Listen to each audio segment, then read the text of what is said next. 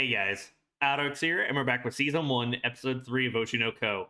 So far, we're 2 for 2. Can we make it 3 for 3 in terms of personal enjoyment and making me emotional beyond belief? Because I wasn't expecting to feel the feels last time. It was only natural I'd feel them in the premiere, because that was peak, and it was emotionally devastating.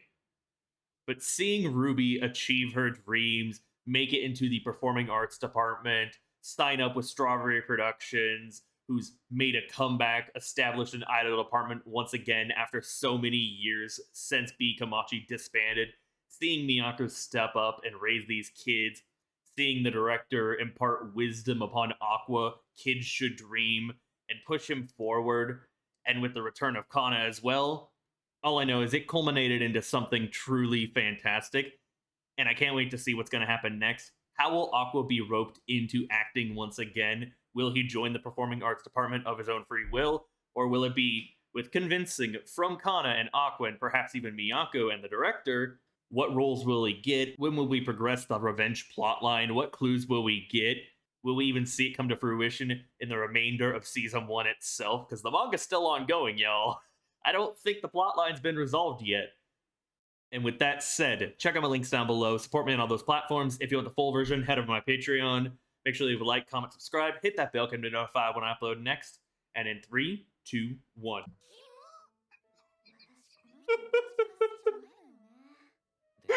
It's time to show respect to your senpai. Loli senpai.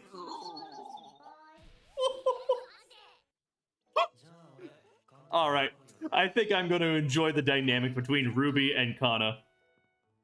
I'm still curious if she's going to end up being a love interest to Aqua, or a source of inspiration.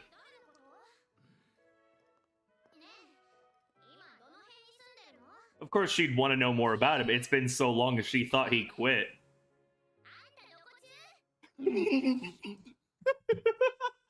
I was about to say, that's a very stereotypical line used by delinquents, right? But Loli senpai, the baking soda girl, is very determined to get answers out of you. I don't think you can ignore her for very long.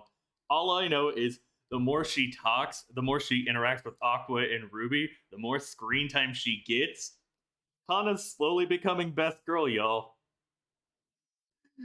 I mean, it's not a fair comparison because I Hoshino was best girl, but we all know exactly what happened to her. So the spot's currently vacant, as much as it pains my heart to say.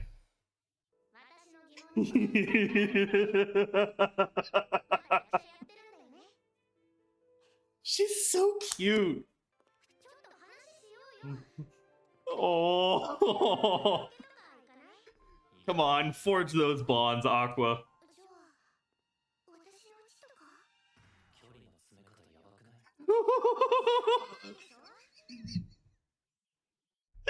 Sorry to keep pausing, but the comedy is already through the roof. It's off the charts.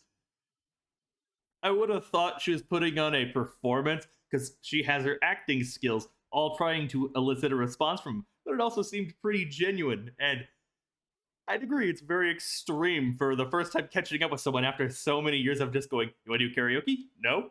All right, let's head to my house instead. Our girl's got no chill, and I love it. My cheeks hurt from smiling. Oh. Oh my god, I love her. The mom's back. Oh my god, the slapstick sudden entrance comedy with the mother is amazing.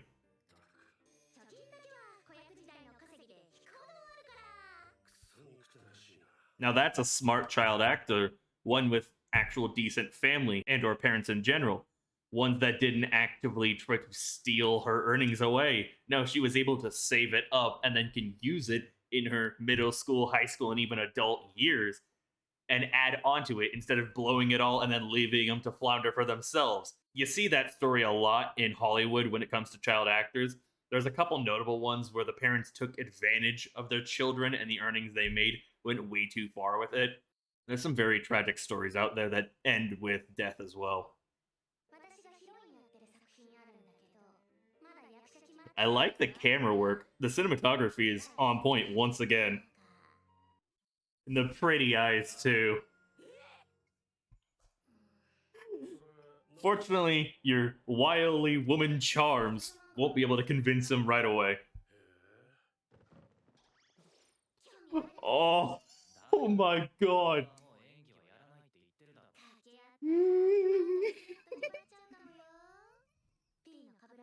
Oh. And that'll be what convinces him to delve back into acting, because he'll go after this director. It's someone that's presumably worked with I at the very least, so he wants to DNA test him. So he'll use this chance to get as close as possible. So he's going to make use of Kana. As much as it is painful to know that, it's a means to an end for him. He has a revenge he wants to enact no matter what. He wants to kill his father with his own hands, which I can't blame him for everything that man's caused, the pain and suffering. It's what he deserves. But it's sad that he's going to have to rope other people into this revenge plan. But what else can he do? What other options does he have? It's not like he's willing to live a normal life right now. He's trying to juggle a normal life and the revenge plan. We all know he doesn't have a dream afterwards. Something like that could pop up in the meantime, but it's what's keeping him going right now. Alongside Ruby as well, and making sure she stays on the up and up and safe from the toxic fans, after all. The art style, the line art, the color palette, the shading, it's all so immaculately done. I love how the atmosphere instantly changed.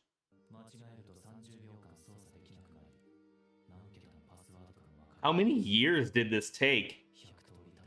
Half a... Holy crap. So a month now. It was an obsession. And the... I'm sorry, what? The 45,510th attempt. What the fuck? Our dude was truly obsessed. But it's not like he had a whole lot else going on at the time. The fact his eye will change from light to dark depending on his mental state, his mood, the atmosphere around him as well. It's such a nice aesthetic when it comes to the characters. 4 years.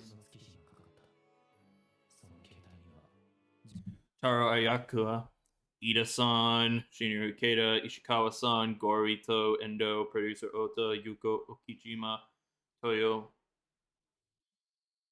Email and phone number details for dozens of people with connections to show business. So now we have a list, we have clues, we have names. What the hell? The way that was animated and presented, that was immaculate. It gave me genuine chills. It feels like they have a production staff dedicated solely to animating the eyes when it comes to several of these darker scenes, or hell, when it's uplifting as well, or when a character gets introduced, like Kana from last time with how beautiful they made her eyes. Even though they don't have stars in them, they shine just as brightly. This series is just straight quality. It's pure kino, it's cinema. Does she think...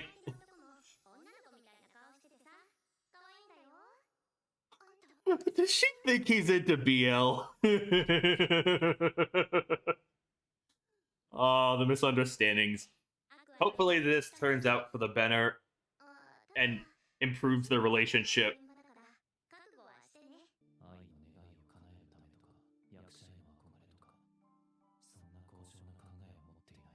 I doubt you truly feel like that, or perhaps you're oblivious to the fact that you actually want to be an idol, or rather actor, at one point in time.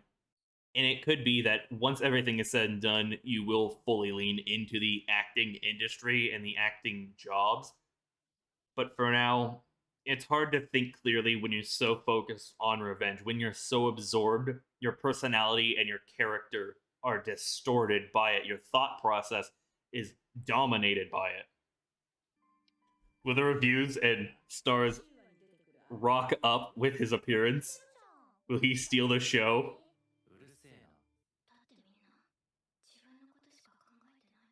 I like the small effect they added onto her voice.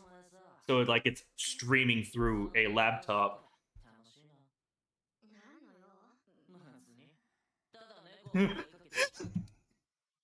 The fact Aqua walks on screen when it's Loli Senpai and then walks off with this dude whose acting is, at least for me, obviously very amateur. It doesn't feel like he's fully leaned into the role, that he's truly comfortable with it, at least. Maybe with a couple of years of more experiences, he would be able to emote better, or maybe he'll reach a dead end. I don't know. But this gives me flashbacks to several live actions I've watched where it's new actors and you go, I wish you could do better, but right now, not exactly the most thrilling to watch kind of character. Oh, it feels like this is just taking swings at the production industry in general.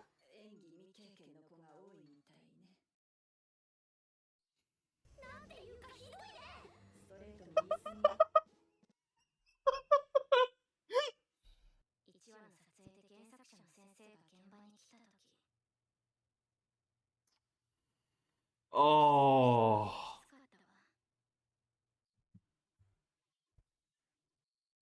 Didn't even need to say a line from her. The look said 1,000 words. It spoke volumes to the level of disappointment and just even downright disgust about what was happening to one of her projects.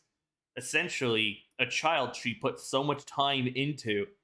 And I hate it when that happens. When series are poorly adapted, when they're butchered, when they're treated like trash or used as a means to generate profit and nothing else, when the production staff aren't passionate about what they're working on. It doesn't even have to be anime, manga, or light novel. It happens in live action all the time. This episode alone is definitely swinging at the production industry. It's savage, it's got zero chill, and it's appreciated.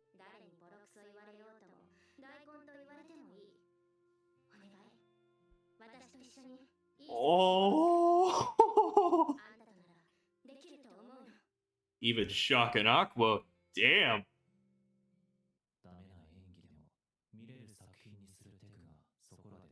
It helps that he's been an assistant because he knows more from the production standpoint then. It adds on that knowledge so he can improve his acting on the fly. Oh, the dark eye just gives me chills. Backed into a corner, the stakes are high, but this is when he pulls through, right? Oh, I thought he was gonna immediately flip a switch and we'll look internally at him and he'll go crazy. But the director said in episode 1, Aqua's strength is acting exactly how the director envisions it. Does the director actually have a true plan, a true envisionment of this stalker scene that Aqua would be able to fulfill, or will he actually go above and beyond? Were the previous acting attempts that were brought up at the director's house much more positive than Aqua actually gives himself credit for it, because his low self-esteem makes him view it in a bit more of a negative light?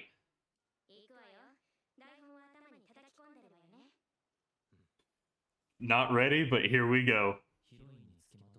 Unless the episode will end, then I'll cry. I forgot. I didn't realize the irony of it. So he could actually take experience and turn it into ability. Which is creepy enough of it itself, because he's had 2 experiences with a stalker.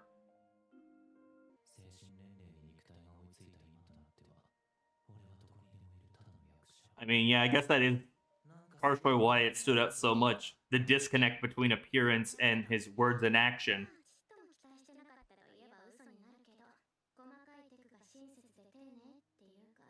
The analysis of it.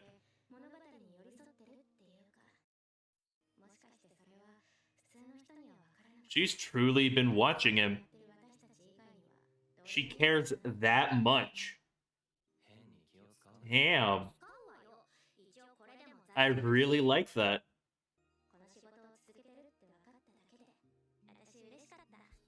Come on, Aqua, take inspiration from her. Oh. This is making me tear up. What the hell?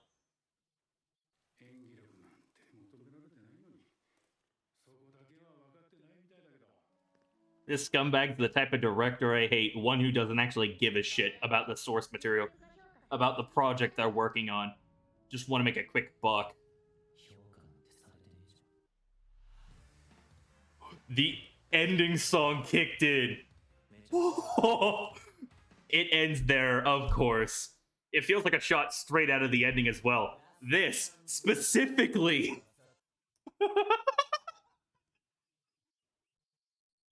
And with that, I'd say it was a solid 3 out of 3. Did it entertain me? Yes, it did. Was it emotional? Not nearly as much as episode 1 and 2. But it did make me tear up for 1 or 2 scenes themselves, which still deserves praise, because that's 3 times in a row it's managed to elicit such powerful emotions from me. The comedy was on point. The artwork, animation, soundtrack, cinematography, lighting, color palette, everything I could possibly think about when it comes to a production standpoint for an animated series deserves praise because it's undeniably quality. It's honestly immaculate. It blows me away. It leaves me speechless on how well done this anime is. Every scene is so well crafted. It really does feel like the production staff and the studio itself are so passionate about the source material. It feels like they have a competent director. It feels like they have people who don't view it as a means to an end, as a source of revenue alone. They feel like they want to elevate the manga, they want to elevate the source material and bring it to new heights to draw in new fans. Also, they can discover this incredible story. And they've succeeded, because I've been drawn in. It passed the 3-episode rule easily. I didn't even need 3 episodes. I was determined to watch all of season 1, start to finish, because of how well the premiere went. It was a movie for a premiere, and it made me emotionally devastated in such a short span of time. It was praiseworthy in of itself. But the fact that we have characters returning after a time skip, such as Kana, and the growth you feel with them, the fact that with the passage of time, even though we didn't get to see all of her growth, it feels natural that she ended up where she is. It was as the director feared when it came to being a child actor who acts so haughty. He attempted to fix it, and by the end, it worked, but she lost a lot of acting gigs. She lost a lot of connections until she continued to work on herself and overcome it. She faced herself and came out on top. She improved herself as a person, and that deserves praise. It's very, very hard to do so. It's hard enough to recognize your own flaws and overcome them. While Aqua did serve as a source of inspiration, a nice rival for her, one that she was determined to surpass, she still had to come to terms with her own weaknesses, her own self, and come out on top. She couldn't stay stagnant. She had to continue to move forward, to overcome it all, to evolve as an individual. And we see the culmination here. We see her work so hard to get these connections, and she has sway on set, even if the director does trash talk her, which, screw this dude. I don't think he'll be the father, by the way. Kaburaki, appearance-wise, doesn't look anything like Aqua or Ruby. It could just be me not putting 1 to 1 together. But it'd be way too easy for the father to appear so early on in the series. It's very likely a red herring.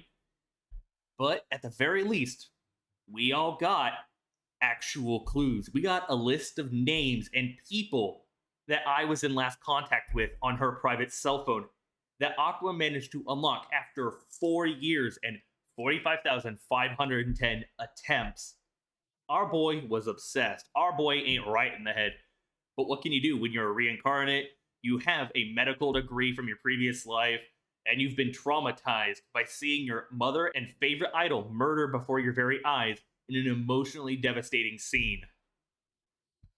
So, while I don't always condone what Aqua will get up to, roping others into it, toying with people's emotions, dipping his hands into the darkness, so to say, embracing the revenge plot without thinking about the future that comes after, finding and killing his father with his own two hands, I can understand it. I can sympathize.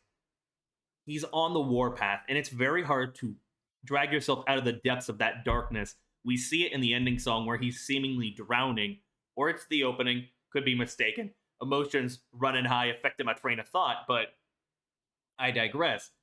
I wonder who will eventually drag him out of it, if he will go through fully with the revenge plan. Will we find the father? Will he back down? Or will he actually kill him? And then where do we go from there? Will people still treat him the same? Will anyone actually know? Will he get charged with murder? So many questions remain on that front. Out of everyone, I'd want Ruby, Miyaku, the director, and even Kana to have his back, even after what he does. I want the truth to come out, and for them to all take his side. It would definitely change a lot of their dynamics to learn about the sheer amount of effort he's put forth since Ai's death, all to track down this motherfucker. And it would also explain to Ruby why Aqua's personality changed so much, not just from the trauma, but the fact he's been so obsessed. It's been warping his train of thought, his personality, his path in life. By the end of it, I would love to see him be a genuine actor, someone who looks forward to acting and spending time in the entertainment industry with tons of gigs, friends, co-workers, and all of that, even a happy, loving family himself, because he deserves it. He's been through a lot. But I don't know if we'll have a true happy ending like that. This series is dark. It shows the grim, disgusting reality of the entertainment district. And as was shown with Ai, sometimes even the best intentions will get you killed. And with Aqua's intentions, it could end up being a murder-suicide, which would be very unfortunate in of itself. Who knows? Maybe Ruby would even try to stop him. Once she learns about his plans, maybe she'll try to interfere because she wants to meet the father and figure it out for herself. It could be a source of conflict between siblings, not to mention anyone else who might learn the truth about the relation to Ai Hoshino and all of these other plot points. So I'm genuinely curious on what direction the story will take, when new characters will be introduced, how the story will conclude as well. Because as I said, I've heard the manga's still ongoing, so I don't think the revenge plotline's been resolved either. I know there's a couple arcs upcoming that people hype up very much, but I also hear there's an arc or two that didn't sit well with certain people. I'll reserve judgment in that regard, because I am an anime only, and I'll watch regardless. But with that said, how crazy will Aqua's acting be next episode? Because it can't come soon enough. He wants to go out with a bang. He's been seemingly touched by the care, consideration, and effort put forth by Kana with everything that she's done in this TV drama. It might end up being shit, but she still wants to give it her all. She wanted someone to be on set that was worthy of seeing her full acting ability. So how standout will this final episode be? Because we're recording the stalker scene, which the irony in of itself almost flew over my head. But it's also funny that Aqua would play the stalker after encountering one twice and very likely been traumatized, because one resulted in his death and then one resulted in the death of his mother, an all-time favorite idol after all. So what an interesting turn of events. I know Kana didn't mean any harm, it was just very ironic that this would be his very first role after so long. And on another note about Kana, what else can I say other than she knows how to steal the spotlight? It's not just her acting ability. The character design, the voice actor and her vocal performance, the comedy associating with her, the dynamic between her and Ruby and even Aqua, and how it is a source of pure comedy yet also wholesome feels. I can't get enough of it. Straight up, I dare say Kana might be best girl. I love her already. With her re-entrance from last time and all of the scenes this time, I'd be hard-pressed to find someone who I actually like more than Kana. Ruby is a solid best girl option. Ai Hoshino was best girl, but the seat's been vacant. For all you know, the new characters in the opening song, which, as I've said, could end up being rivals slash co-workers that joined Strawberry Productions with Ruby, all to form an idol group, they could very likely end up stealing the title of best girl for themselves. But we'll see when that happens. I know the designs of them already intrigue me because we caught glimpses of them in the very end of the premiere, and then because they're constantly in the opening song, we see them more often.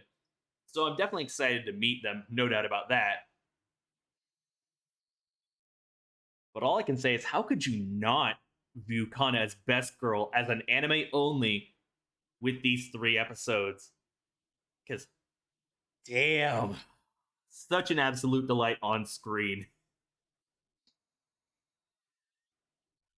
Also, the fact that this series took casual swings at the production industry in of itself, whether it's about directors and staff not giving a shit about the project they're working on, or authors being so very disappointed in how their property, their child essentially, was adapted into a different medium, whether it be anime, live action, or even manga, it speaks volumes.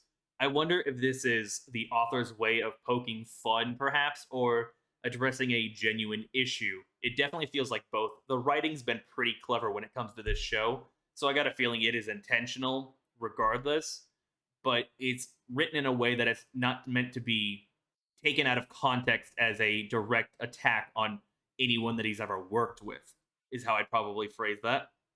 I do know the author is the same one that does Kaguya Love is War, which I actually haven't watched myself. I've been spoiled on several plot points and several scenes themselves, but it is eventually on the docket to one day start the series. And I've also heard that Kaguya Love is War and Oshi no Ko take place in the same universe. So maybe we're going to have a cameo from some of the characters over there into this series. Or maybe with the Kaguya movie, we've actually had cameos of the Oshi no Ko characters. Don't know. If someone wants to clarify, feel free to do so. But with that said, I do believe I'll end it here. Otherwise, I could continue to ramble and gush until the heat death of the universe. So, check out my links down below. If you want the full version, head over to my Patreon. What did you all think of the episode, my reaction, my commentary? Do let me know down below. Make sure you like, subscribe, hit that bell to be notified when I upload next. And this has been AlduicS. Thank you all so much for watching. Peace.